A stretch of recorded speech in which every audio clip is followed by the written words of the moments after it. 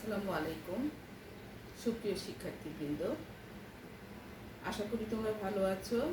আমিও আল্লাহর অশেষ কৃপায় আলহামদুলিল্লাহ ভালো আছি।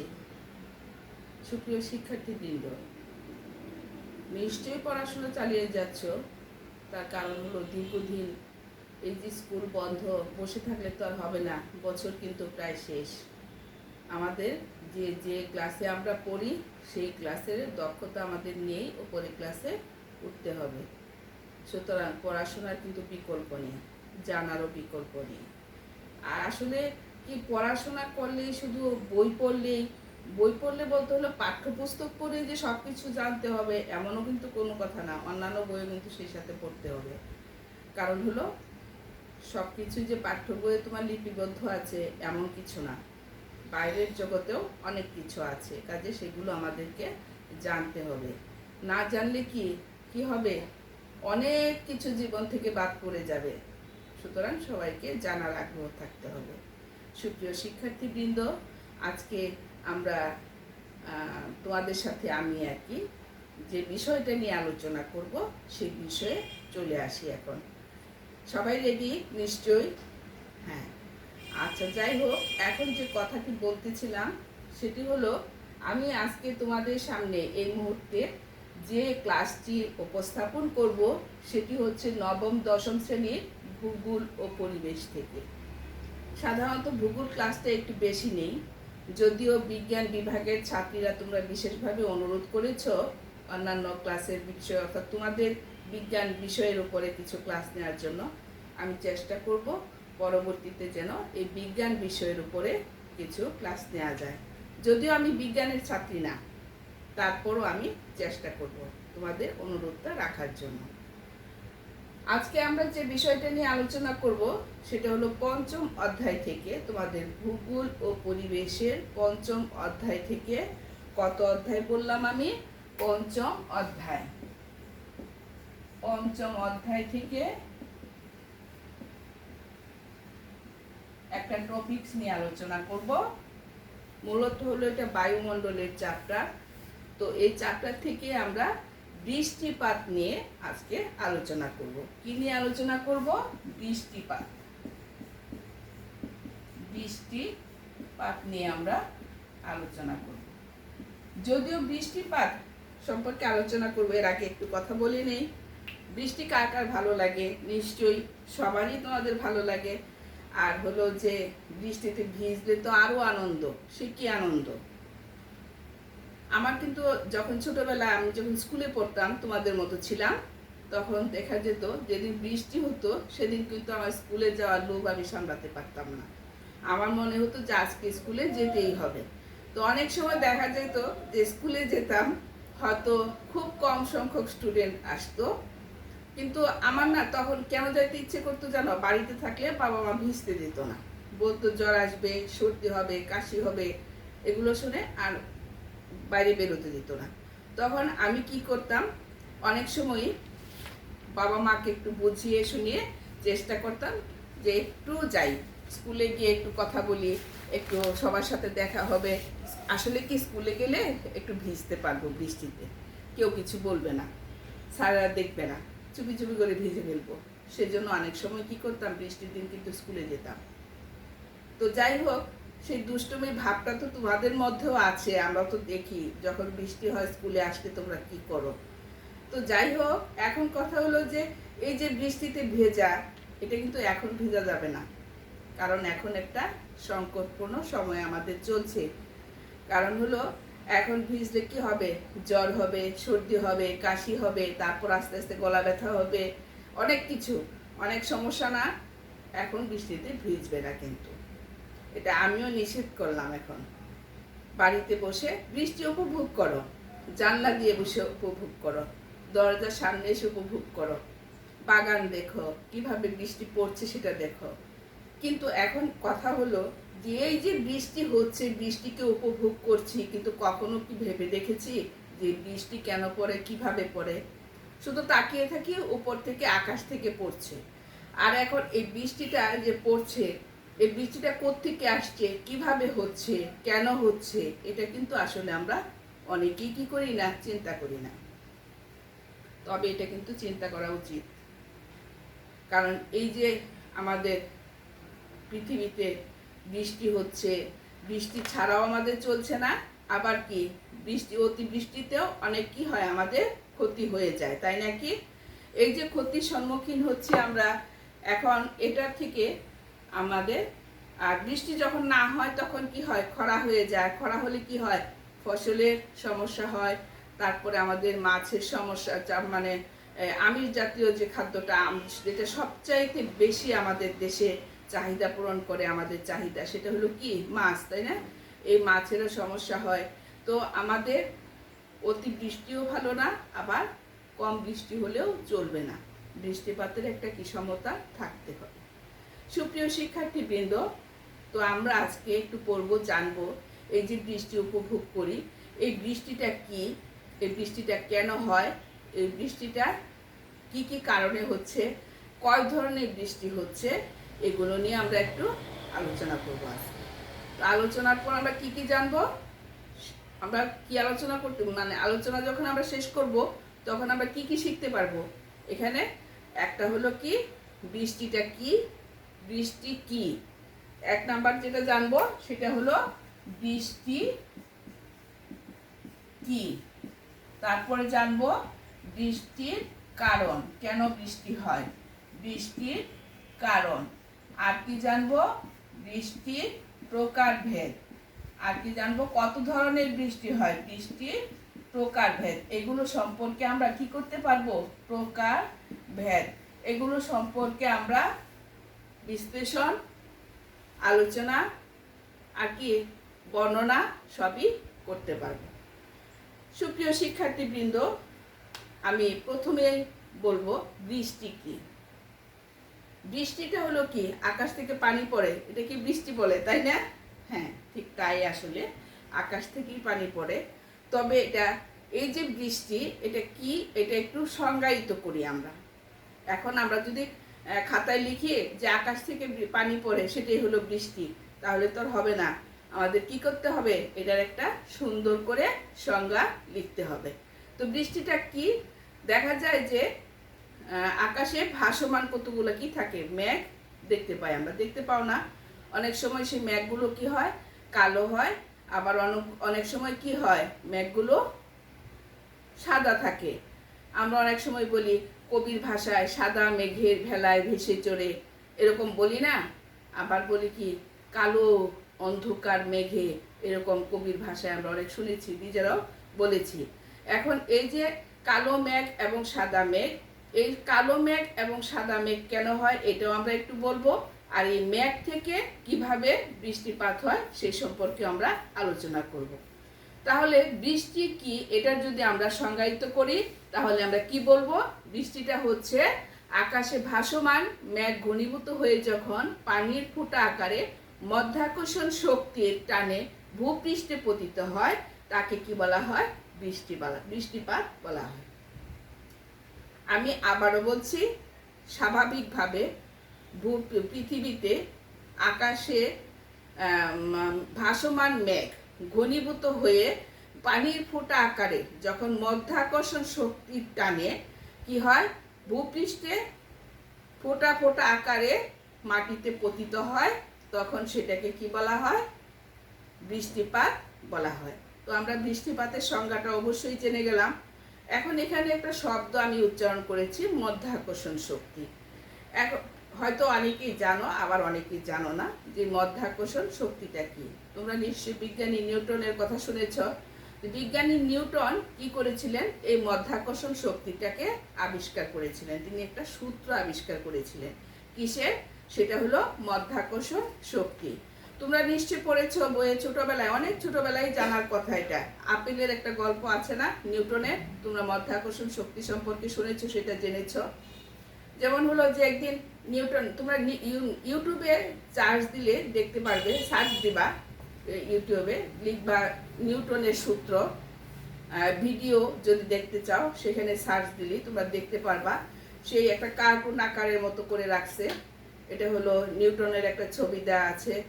উনি একটা আপেল গাছের নিচে বসে আছেন, বই পড়তেছিলেন, তখন হঠাৎ করে উপর থেকে একটা আপেল ওনার মাথার উপর পড়ে যায়। পড়ে যাওয়ার পরে উনি সিদ্ধান্ত নেন, মানে চিন্তা করেন, খুব চিন্তায় পড়ে যান যে আপেলটা আমার মাথায় পড়লো কেন, বা উপর থেকে এটা নিচে আমার নিচের দিকে পড়লো কেন, এটা তো উপরের দিকে উঠতে পারতো, কিন্তু না, সেটা নিচে পড়ে গিয়েছে আমার মাথায়, কিন্তু কেন পড়লো, এটা নিয়ে উনি গবেষণা করতে লাগলেন।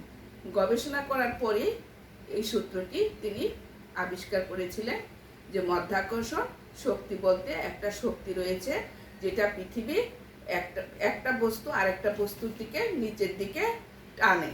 এটা কি বলা হয় কি মাধ্যাকর্ষণ শক্তি। এই যে মাধ্যাকর্ষণ শক্তি, এই মাধ্যাকর্ষণ শক্তির ফলে কি হচ্ছে, এই বৃষ্টিপাতটা ঘটছে। কোত্থেকে ঘটছে, যেখানে জলীয় বাষ্প, অর্থাৎ এই যে আমাদের নদী নালা খাল বিল সমুদ্র রয়েছে, এগুলো থেকে পানি কি হয়, উপরের দিকে বাষ্প হয়ে উড়ে যায়।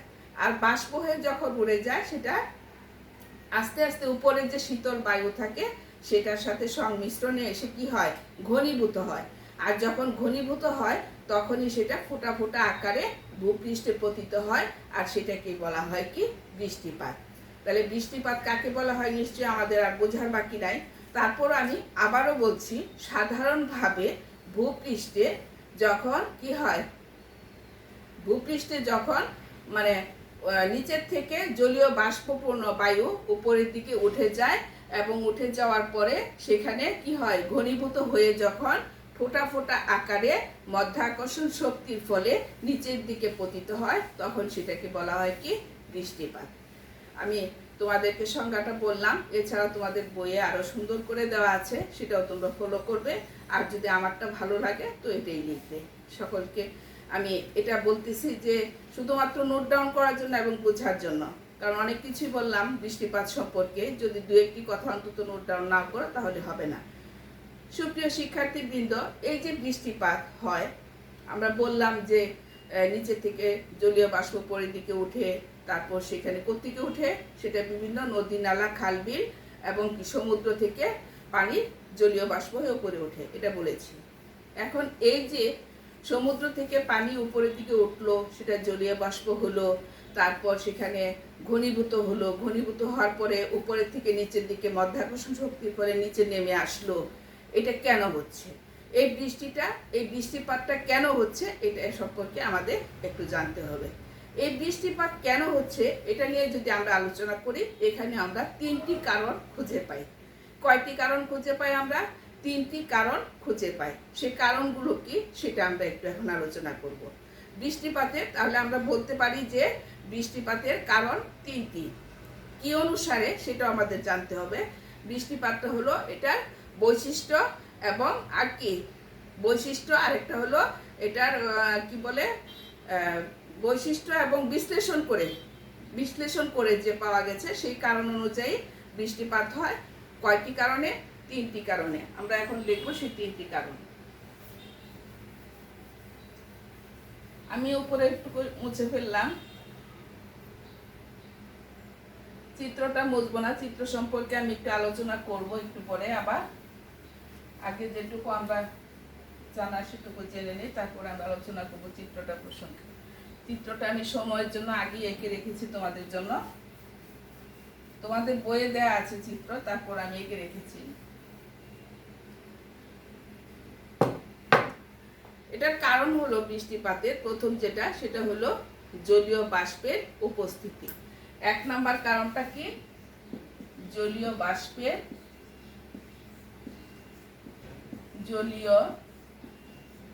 বাষ্পের উপস্থিতি। এক নাম্বার কারণটা আমরা কি বললাম? জলীয় বাষ্পের উপস্থিতি। আমরা সংজ্ঞায় বলেছি যে জলীয় বাষ্প কি হয়, উপরের দিকে উঠে, আর তখন ওইখানে কি হয়, ঘনীভূত হয়, তারপর কি হয়, সেটা নিচের দিকে ফোঁটা ফোঁটা আকারে পতিত হয়। তাহলে এখানে কি জলীয় বাষ্পের কথা আমরা বলেছি অবশ্যই। তো এক নাম্বার কারণটাই হলো কি জলীয় বাষ্পের, বায়ুতে কি জলীয় বাষ্পের উপস্থিতি। এখানে জলীয় বাষ্পের উপস্থিতি শুধু লিখেছি, কথাটা এইভাবে লিখলে ভালো হতো, বাতাসে বা বায়ুতে বা বাতাসে জলীয় বাষ্পের উপস্থিতি। এটা হলো কি আমাদের 1 নাম্বার কারণ। 2 নাম্বার কারণ হলো ঊর্ধ্বগমন। 2 নাম্বার কারণ কোনটা? সেটা হলো ঊর্ধ্বগমন। ঊর্ধ্বগমন আমরা বলেছি সংজ্ঞায় যে জলীয় বাষ্প উপরের দিকে ওঠে, তাহলে ঊর্ধ্বগমন আছে এখানে। আচ্ছা, 2 নাম্বার কারণ এটা হলো। 3 নাম্বার কারণ হলো বায়ুমণ্ডলের উষ্ণতা হ্রাস পাওয়া। 3 নাম্বার কারণ কি? বায়ুমণ্ডলের উষ্ণতা হ্রাস পাওয়া। বায়ুমণ্ডলের উষ্ণতা হ্রাস পাওয়া।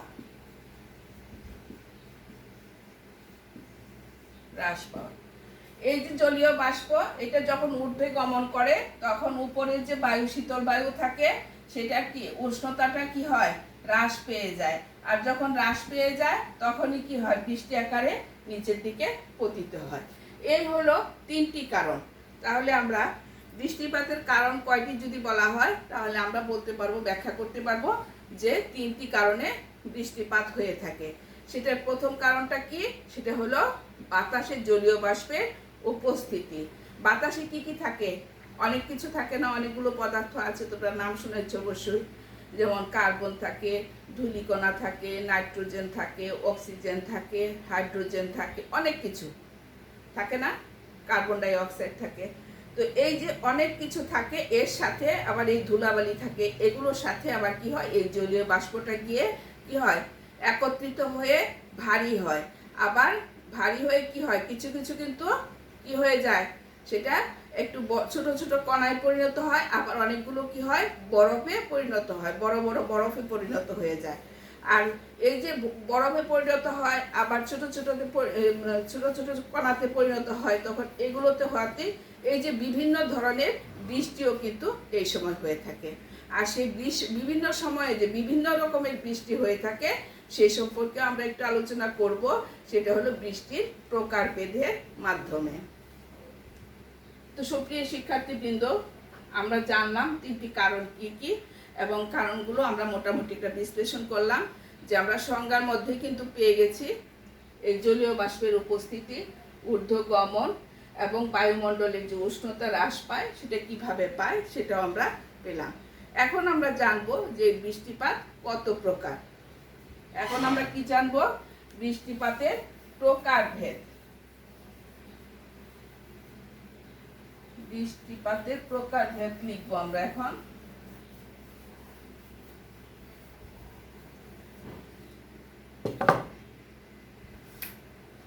বৃষ্টিপাতের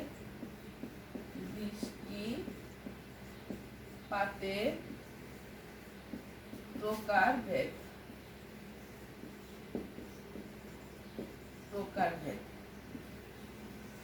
এই বৃষ্টিপাত কত প্রকার? আমরা তো বৃষ্টি শুধু পড়তে দেখি, কিন্তু কখনো কি লক্ষ্য করি যে বৃষ্টিটা কি সোজা হয়ে পড়ছে, নাকি বাঁকা হয়ে পড়ছে, নাকি খুব ঝড়ের মাধ্যমে, বাতাসের মাধ্যমে চলে আসছে? এগুলো কি আমরা কখনো লক্ষ্য করি? লক্ষ্য করি যে বাতাসে যেটা হয়, ঘূর্ণিঝড় যেটা হয়, সেটা হয়তো লক্ষ্য করি যে প্রচণ্ড বাতাস হচ্ছে, প্রচণ্ড ঝড় হচ্ছে, বৃষ্টি হচ্ছে, এটা হয়তো লক্ষ্য করি, বজ্র বৃষ্টি হচ্ছে, সেটা লক্ষ্য করি। কিন্তু বৃষ্টির ফোঁটাটা কি ঠিক সোজা হয়ে পড়ছে নাকি বাঁকা হয়ে পড়ছে, এটা কিন্তু আমরা কখনো লক্ষ্য করি না। আসলে এটা কিন্তু একটা জানার বিষয়। অনেক বৃষ্টি আছে সোজা হয়ে পড়ে, আবার অনেক বৃষ্টি আছে এভাবে বাঁকা হয়ে পড়ে। আবার অনেক বৃষ্টি কি হয়? সোজা বাঁকা উল্টা পাল্টা মানে এইভাবে পড়তে থাকে, আর প্রচণ্ড ঝড় হতে থাকে, অর্থাৎ বাতাস বইতে থাকে, আবার বজ্রপাতও হতে থাকে। এইগুলো থেকে আমাদের এই যে বৃষ্টিপাত, এই বৃষ্টিপাতের প্রকারভেদ করা হয়েছে। এখন বৃষ্টিপাতটা কত প্রকার? বৃষ্টিপাত হলো 4 প্রকার। কত রকমের বৃষ্টিপাত হয়? 4 প্রকারের বৃষ্টিপাত হয়ে থাকে। তো 1 নাম্বার যে বৃষ্টিপাত, সেটার নাম হলো পরিচলন বৃষ্টি। 1 নাম্বার কি? 1 নাম্বার হলো পরিচলন বৃষ্টি। পরিচলন বৃষ্টি। 2 নাম্বার হলো শৈলক্ষেপ বৃষ্টি। শৈলক্ষেপ বৃষ্টি। প্রথমটা কি বললাম? পরিচলন বৃষ্টি। দ্বিতীয়টা হলো শৈলক্ষেপ বৃষ্টি। তৃতীয়টা হলো কি? বায়ু প্রাচীরজনিত বৃষ্টি। তৃতীয়টা কোনটা? বায়ু প্রাচীরজনিত বৃষ্টি। 3 নাম্বার হলো বায়ু প্রাচীর জনিত বৃষ্টি। 4 নাম্বার হলো ঘূর্ণি বৃষ্টি। 4 নাম্বার কি? ঘূর্ণি বৃষ্টি। আমরা মোটামুটি পরিচিত আসলে এই ঘূর্ণি বৃষ্টি সম্পর্কে একটু বেশি আমরা পরিচিত, বাট আমরা কি এই পরিচলন বৃষ্টি, শৈলক্ষেপ বৃষ্টি, বায়ু প্রাচীরজনিত বৃষ্টি, এই বৃষ্টিপাতগুলোকে আমরা লক্ষ্য করি না, যদিও আমরা দেখে থাকি। তো পরিচলন বৃষ্টি আসলে আমাদের দেশে তেমন একটা হয় না, খুব কম হয়, খুব কম। পরিচলন বৃষ্টিটা সাধারণত হয় কোথায়? নিরক্ষীয় অঞ্চলে। আচ্ছা, যাই হোক, আগে আমরা একটু প্রকারভেদগুলো আবারও দেখি। আমি কয় রকমের বৃষ্টিপাতের কথা বলেছি? 4 রকমের বৃষ্টিপাত হয়। 1 নাম্বার হলো পরিচলন বৃষ্টি, 2 নাম্বার হলো শৈলক্ষেপ বৃষ্টি। শৈলক্ষেপ বানানটা একটু দয়া করে তোমরা সবাই লক্ষ্য করবে, শৈলক্ষেপ বৃষ্টি। 3 নাম্বার হলো বায়ু প্রাচীরজনিত বৃষ্টি। 4 নাম্বার হলো ঘূর্ণি বৃষ্টি।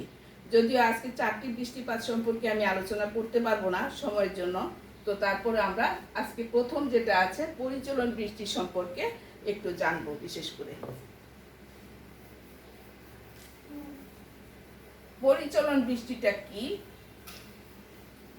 এটা একটু সম্পর্কে আমরা জানি আজকে। পরিচলন বৃষ্টিটা আসলে নিরক্ষীয় অঞ্চলে হয়ে থাকে।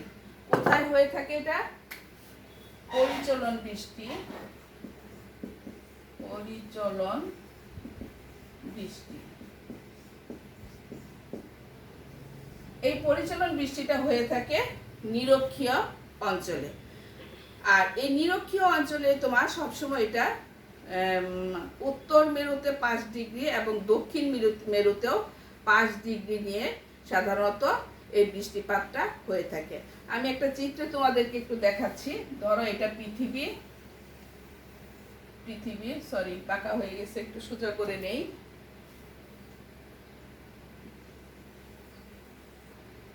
এই হলো পৃথিবী, এটা হলো কি?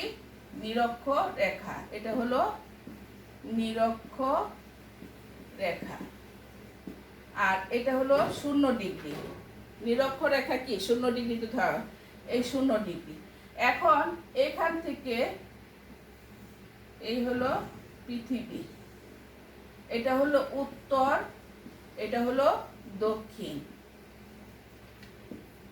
এখন এখান থেকে ঠিক 5 ডিগ্রি, অর্থাৎ এই জায়গায় এই মূল মধ্যরেখা থেকে এখানে নিরক্ষ রেখা থেকে 5 ডিগ্রি, এই দিক দিয়েও ঠিক 5 ডিগ্রি, অর্থাৎ উত্তর দিকে 5 ডিগ্রি এবং দক্ষিণ দিকে 5 ডিগ্রি অঞ্চলে সাধারণত এই বৃষ্টিটা হয়ে থাকে। আর এই বৃষ্টিটা হওয়ার কারণ যেটা, সেটা হলো দিনের বেলায় এখানে কি হয়? নিরক্ষরেখা, নিরক্ষীয় অঞ্চলে সাধারণত কি হয়? মানে সূর্যটা সবসময় লম্বভাবে কিরণ দেয়, যার ফলে এখানে যে নদী নালা বা সমুদ্র আছে সেখান থেকে কি বায়ু সহজে না পানি সহজে উত্তপ্ত হয় এবং জলীয় বাষ্প আকারে উপরের দিকে উঠে যায়, যার ফলে এই অঞ্চলগুলোতে সবচেয়ে বেশি কি হয়? এই পরিচলন বৃষ্টি হয়ে থাকে। সবচেয়ে বেশি বলতে বছরে প্রায় সারা বছরই প্রায় এই পরিচলন বৃষ্টি নিরক্ষীয় অঞ্চলে হয়ে থাকে। আমাদের দেশেও হয়, খুব কম হয়, খুব একটা বেশি হয় না। তোমরা লক্ষ্য করবে এই পরিচলন বৃষ্টিটা কিন্তু সোজা হয়ে পড়ে, কখনো বাঁকা হয়ে পড়ে না। পরিচলন বৃষ্টিটা কি হয়? একদম সোজা হয়ে পড়ে। কাজেই আমাদের এই পরিচলন বৃষ্টিটা কিন্তু চেনা খুব সহজ।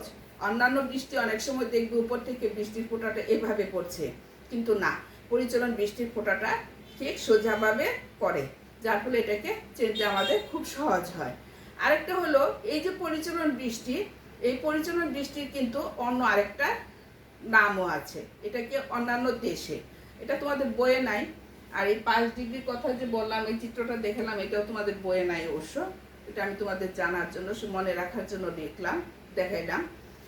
তো এটা হলো যে এই আরেকটা নাম যেটা বলা হয় পরিচলন বৃষ্টির, এটাও তোমাদের বইয়ে নাই। সেটা হলো এটাকে সাধারণত 4 o'clock বৃষ্টি বলা হয়ে থাকে। কি বলা হয়ে থাকে? 4 o'clock বৃষ্টি। কারণ হলো এটা দেখা যায় সাধারণত নিরক্ষীয় অঞ্চলগুলোতে হয়তো বা বিকেলবেলা একই সময় 4টায় অথবা সন্ধ্যেবেলায় সাধারণত এই বৃষ্টিটা হয়ে থাকে। এই জন্য একে 4 o'clock বৃষ্টিও বলা হয় নিরক্ষীয় অঞ্চলে। সুপ্রিয় শিক্ষার্থীবৃন্দ, আরেকটা কথা হলো যে এই যে বৃষ্টিটা দিনের বেলায় কি হয়, সূর্যের কিরণে পানি বাষ্প হয়ে যখন পরিণত হয়ে যখন সূর্য উপরের দিকে উঠে যায়, তখন ওখানে শীতল বায়ুর সংস্পর্শে কি হচ্ছে, শীতল বায়ুর সংস্পর্শে এসে জলীয় বাষ্প প্রথমে মেঘ এবং পরে বৃষ্টিতে পরিণত হয় এবং সোজাসুজি সেটা কি হয়, নিচের দিকে পতিত হয়। আর তখন এই যে সোজা হয়ে যে পড়ে এই বৃষ্টিকে বলা হয় কি? পরিচলন বৃষ্টি। এখন আমরা একটু চিত্রে দেখব, সেটা হলো এই যে দেখাচ্ছি আমি এখানে, এটা হলো এই চিত্রটার ভিতরে এটা হলো ভূপৃষ্ঠ, এটা হলো ভূপৃষ্ঠ। এখানে হলো ভূপৃষ্ঠের নিচের যে অংশ, বিভিন্ন যে মণ্ডল রয়েছে, আমরা মণ্ডল সম্পর্কে পড়েছি, এই বিভিন্ন মণ্ডল রয়েছে সেগুলো, এখানে নিম্নচাপের সৃষ্টি হচ্ছে। আর এটা হলো সমুদ্র, এই হলো সমুদ্র। এই যে সমুদ্র থেকে কি হচ্ছে, পানি যে আছে সমুদ্রে, এটা জলীয় বাষ্প আকারে, আমি যেখানে তীর চিহ্ন দিয়ে দেখিয়েছি তোমাদের, এখানে উপরের দিকে উঠে যাচ্ছে। উপরে আছে কিছু মেঘ যা আগেই জমা ছিল এবং জমা হয়েও থাকে সবসময়। আকাশে তোমরা লক্ষ্য করবে সাদা অথবা কালো মেঘে ভাসমান অবস্থা আমরা দেখতে পারি। সেই মেঘগুলো রয়েছে, এই মেঘগুলো সাথে গিয়ে এই সমুদ্র পৃষ্ঠ থেকে বায়ু উত্তপ্ত হয়ে জলীয় বাষ্প আকারে উপরের দিকে, পানি উত্তপ্ত হয়ে জলীয় বাষ্প আকারে উপরের দিকে উঠে যাচ্ছে। উঠে যাওয়ার পরে এখানে যে ঊর্ধ্বগামী যে বায়ুটা রয়েছে সেটা নিচের দিকে এসে এটার সাথে সংস্পর্শে এসে কি হয়, ঘনীভূত হচ্ছে। এবং ঘনীভূত হওয়ার পরে এই মেঘ আস্তে আস্তে সোজাসুজি এই ভূপৃষ্ঠের উপরে সোজাসুজি হয়ে বৃষ্টিপাত হচ্ছে। এটা হলো মুষলধারে বৃষ্টি, তোমাদের চিত্রে দেওয়া আছে দেখবে, মুষলধারে বৃষ্টি হচ্ছে। আর এই যে সোজাসুজি বৃষ্টিটা হচ্ছে, এটার নামই হলো কি? পরিচলন বৃষ্টি। সুপ্রিয় শিক্ষার্থীবৃন্দ, আমার মনে হয় না তোমাদের এই পরিচলন বৃষ্টি সম্পর্কে আরো জানার কিছু আছে। যদি থাকে তো আমাকে বলবে, পরবর্তী ক্লাসে আবারও তোমাদেরকে এই বিষয়টা নিয়ে আমি আলোচনা করব, যে বৃষ্টিপাতের পরিচলন বৃষ্টিটা সম্পর্কে। তো আমি আজকে আর কথা না বাড়াই, মোটামুটিভাবে বৃষ্টি কাকে বলে, কত প্রকার, বৃষ্টির কারণ, এগুলো সম্পর্কে আমরা জেনেছি। তো আমি তোমাদেরকে বাড়ির কাজ হিসাবে একটা বিষয় দিতে চাই, সেটা হলো তোমরা ছক আকারে লিখবে। সেটা হলো বৃষ্টিপাতের কারণ এবং বৃষ্টিপাতের প্রকারগুলো।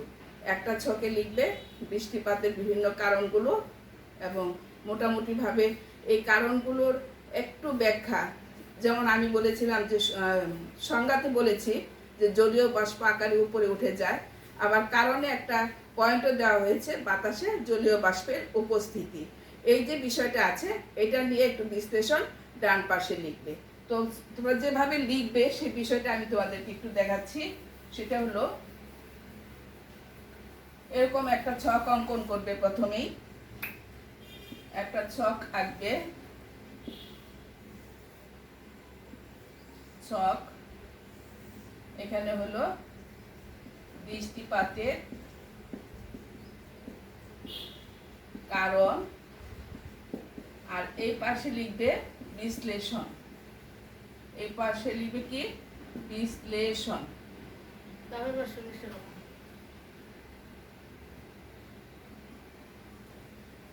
বিশ্লেষণ এই পাশে লিখবে। তো একটা হলো কি বৃষ্টিপাতের কারণ, আর এই পাশে লিখবে কি? বিশ্লেষণ। কারণের জায়গায় এখানে আমরা আরেকটা ঘর করতে পারি, ক্রমিক নঙের জন্য আরেকটা ঘর করতে পারি। তিনটা কারণ ছিল আমাদের, আমরা তিনটা ঘর করলাম, 1 নাম্বার, 2 নাম্বার, 3 নাম্বার। 1 নাম্বার কারণ আমাদের কি ছিল? বায়ুতে, বাতাসে বা বায়ুতে জলীয় বাষ্পের উপস্থিতি। বায়ুতে, তোমরা তো খাতায় লিখবে, একটু বড় করে লিখবে জলীয় বাষ্পের উপস্থিতি। আমি তোমাদেরকে এটা শুধু বোঝানোর জন্য লিখলাম, জলীয় বাষ্পের উপস্থিতি। এখন এটা বিশ্লেষণ করতে গিয়ে বায়ুতে কিভাবে জলীয় বাষ্পের উপস্থিতি থাকে, বিশ্লেষণের জায়গায় এই কথাটা লিখবে। 2 নাম্বার আছে, সেখানে হলো কি ঊর্ধ্বগামী। 2 নাম্বার কারণ কি ছিল? ঊর্ধ্বগামী। এখন এই যে ঊর্ধ্বগামী, এটার বিশ্লেষণটা কিভাবে এটা ঊর্ধ্বগামী হয় সে বিশ্লেষণটা লিখবে। ঠিক তদ্রূপ 3 নাম্বার একটা কারণ লিখে এটার বিশ্লেষণটা এখানে লিখবে। সুপ্রিয় শিক্ষার্থীবৃন্দ, আজকে আর না বাড়াই, পরবর্তী ক্লাসে আমরা বাকি যে 3টা প্রকার ভেদ আছে সেই বিষয় নিয়ে আলোচনা করব এবং এরপরে অর্থাৎ তোমাদের যে যে অনলাইন ক্লাসগুলো, এগুলো চলমান ক্লাস, তোমাদেরকে রুটিন দেওয়া হয়েছে। অবশ্যই তোমরা সেগুলো রুটিন দেখে ক্লাসগুলো, সকল শিক্ষকদের ক্লাসগুলো কি করবে? অনুসরণ করবে।